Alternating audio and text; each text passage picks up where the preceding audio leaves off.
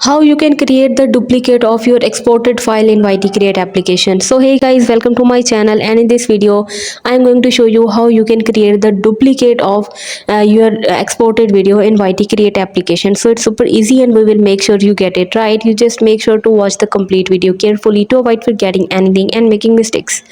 So let's get started. Open the YT Create application, and from there you can see the exported projects. So all of these projects are exported. So now if you wanted to add the duplicate of that project, all you have to do is tap right here on the three dots and you will be able to see the duplicate option. So just tap right here on the duplicate and select this option, and you can see that this duplicate will be created